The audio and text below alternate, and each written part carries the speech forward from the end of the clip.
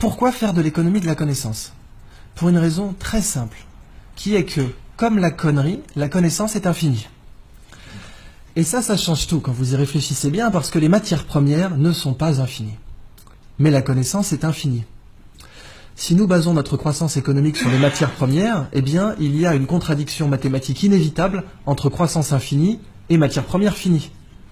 Mais si nous basons notre croissance économique sur la connaissance, eh bien, il n'y a plus de contradiction entre croissance et croissance infinie et connaissance qui est infinie aussi. L'économie de la connaissance est très particulière en ce sens qu'elle est régie par des lois différentes de l'économie des matières premières. Ces règles sont très simples. Il y en a 3, 2 bonnes nouvelles et une mauvaise nouvelle. La première règle, c'est que les échanges sont à somme positive. Qu'est-ce que ça veut dire? Si je vous donne 20 €, ils ne sont plus à moi. Mais si je vous donne de la connaissance, elle est encore à moi. Là, je vous donne de la connaissance, a priori, quand je vais sortir de cette pièce, je ne serai pas plus bête qu'en y rentrant. Alors que si je vous donnais 20 € à chacun, je serais moins riche. Donc, quand on partage un bien matériel, on le divise. Quand on partage un bien immatériel, on le multiplie. La deuxième règle de l'économie de la connaissance, c'est que les échanges ne sont pas instantanés. Ça, c'est une mauvaise nouvelle. Transférer 20 € ou 20 millions d'euros, c'est instantané, c'est une signature sur un chèque. En propriété, les transferts de propriété sont instantanés. C'est même pour ça qu'aujourd'hui, on a du trading haute fréquence, dont la limite légale est la nanoseconde, ce qui veut dire qu'on a le droit de faire 1 milliard de transactions par seconde. Mais la connaissance, il n'y a pas de trading haute fréquence dans la connaissance. Cette conférence, elle prend du temps. Transférer de la connaissance, ça prend du temps. Je ne peux pas vous donner la physique quantique en 2 minutes. Et la dernière règle est une bonne nouvelle, c'est que les combinaisons de connaissances ne sont pas linéaires. Qu'est-ce que ça veut dire? Ça veut dire que quand vous prenez 20 € et 20 € et que vous les mettez ensemble, ça fait 40 €. Mais quand vous prenez 1 kilo de connaissances et que vous le réunissez à un autre kilo de connaissances, ça fait 3 kilos de connaissances. Quand vous regroupez 2 connaissances, ça crée systématiquement une tierce connaissance, qui est au pire triviale, mais non nulle, et au mieux révolutionnaire. Eh bien donc le biomimétisme s'inscrit dans ce paradigme de l'économie de la connaissance, et c'est là que je veux que vous voyez vraiment à quel point c'est une révolution sociale, environnementale, avant d'être une révolution technologique. Et le biomimétisme, c'est la science qui dit « la nature est une bibliothèque, lisez-la au lieu de la brûler ». La nature, en fait, elle est high-tech. Ce petit coquillage, il produit une toxine. La muconotoxine, c'est un cône du Pacifique, très dangereux, mais si vous avez des gants, aucun danger, puisque le dard ne pénètre pas un gant de plongée. Ce coquillage, il est vendu à 3 $ sur les marchés parce qu'il est joli. C'est vraiment pour moi la représentation du fait qu'on brûle la nature au lieu de la lire, parce que vraiment, 3 $ le coquillage, c'est une des utilisations les plus débiles qu'on pouvait faire de ce coquillage. Avez-vous une idée du prix de sa toxine au kilo? Sachant que la demande mondiale est supérieure au kilo. 1 kilo d'or, on va prendre ça comme étalon, 1 kilo d'or c'est 30 000 €. 100 000, donc 3 fois l'or. C'est plus. Elle est très utilisée en neurotechnologie, elle permet de faire des neurotechnologies avec un niveau de détail incroyable, donc c'est des nanotech, neurotech, elle est aussi utilisée en neurochirurgie, etc. Très grosse demande mondiale qui ne fait qu'augmenter. Je vous laisse faire le calcul, 800 $ le milligramme. Ça nous fait du 800 millions de dollars le kilo. L'or et le platine, c'est du terreau de jardin en comparaison. Ce qui est dingue, c'est qu'on les vend à 3 $ le coquillage. Et il est en voie d'extinction à cause de ça.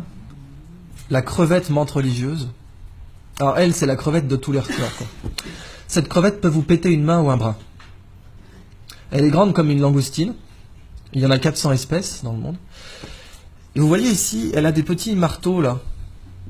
Un peu comme des marteaux à fruits de mer, pour casser des tourteaux. Et c'est justement ce qu'elle fait. Elle casse des crabes avec.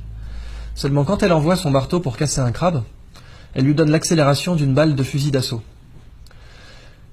Si nous, on était capable d'envoyer une balle de baseball à 1/10 de cette accélération, on la mettrait sur orbite.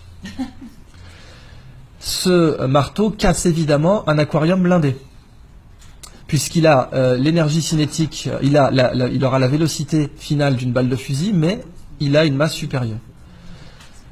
Évidemment, si vous l'arrachez, il repousse, parce qu'après tout, pourquoi pas. Cette crevette, quand elle envoie son marteau, il se forme des étincelles sous l'eau. Ça va tellement vite que vous avez des étincelles. Et ces étincelles, on les a mesurées à 22 000 Kelvin, c'est la température à la surface du Soleil. Quand cette crevette envoie ses marteaux, il se forme une bulle d'air autour, qui s'appelle une bulle de supercavitation. La supercavitation a été étudiée au départ par l'armée russe pour faire des torpilles qui peuvent aller à plus de 150 km/h sous l'eau. Et aujourd'hui beaucoup plus, paraît-il. Les torpilles Shkval, dont les Russes ont donné la technologie à l'Iran, ce qui serait une des grandes raisons pour lesquelles les Américains n'ont pas déployé de porte-avions trop proches des côtes iraniennes, parce que ces torpilles peuvent sniper un porte-avions. Les Chinois prétendent, avec la technologie de supercavitation, avoir mis au point un sous-marin qui pourrait faire 500 nœuds sous l'eau, en se déplaçant dans une bulle d'air. Et la supercavitation aujourd'hui, le meilleur modèle d'étude que vous avez, c'est cette crevette. Mais c'est pas fini. Cette crevette, ses yeux, parce qu'après tout, si la nature est une bibliothèque, chaque espèce est un livre entier. Moi, je vous ai parlé que du chapitre marteau, mais je peux vous parler du chapitre yeux. Les yeux des chiens ont 2 types de cônes différents pour reconnaître les couleurs. 2 types de cônes. Nous en avons 3. Les chiens sont donc des daltoniens par rapport à nous. Cette crevette en a 16. Ça veut donc dire que nous sommes un tiers d'un tiers de daltoniens par rapport à elle. Elle est très colorée, mais la couleur que nous on voit, ce n'est rien par rapport à celle qu'elle voit. 16 cônes. Les Américains se sont inspirés de ces yeux pour concevoir une caméra qui permet de détecter rapidement les cellules cancéreuses dans les biopsies. C'est une caméra bio-inspirée tirée des yeux de cette crevette. Et les yeux de cette crevette possèdent l'écran solaire le plus efficace connu de l'homme.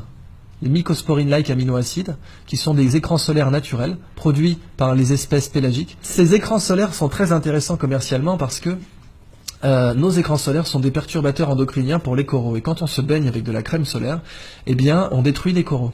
Si on avait ces écrans solaires, on serait mieux protégé et on ne détruirait pas les coraux. Dans le biomimétisme, un écosystème inexploité, c'est comme une nappe pétrolière. Sauf que, quand vous l'exploitez, vous ne le détruisez pas. Vous prenez le livre, vous en faites une photocopie et vous le remettez en rayon. Et en plus, il y a beaucoup plus d'argent à faire comme ça. Donc c'est juste plus rationnel de faire comme ça.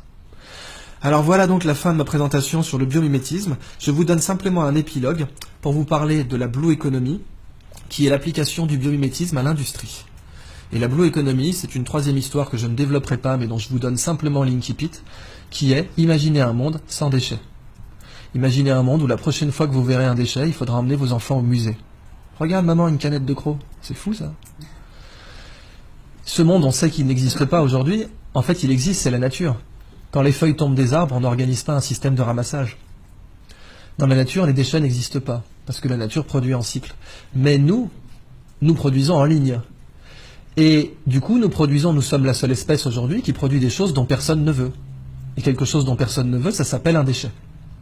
C'est la phrase de Gunther Pauli, ce n'est pas à la nature de produire comme nos usines, c'est à nos usines de produire comme la nature. Et si nous faisons comme ça, nous serons non seulement beaucoup plus rentables, mais en plus il n'y aura plus de déchets.